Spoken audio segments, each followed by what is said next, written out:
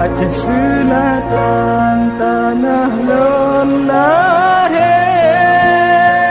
di ujung pantai di Mingguala nang rayang judah indah bukan limpah hasil Tuhan karunia. Ya, abang sekali ya. Bagus sekali. Sinan tapak sejarah lahir kalian naga tungkat untuk tirang lampau dahun rimba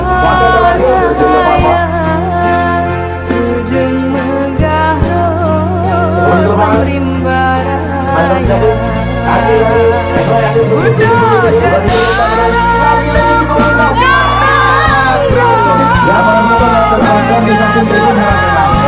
sambil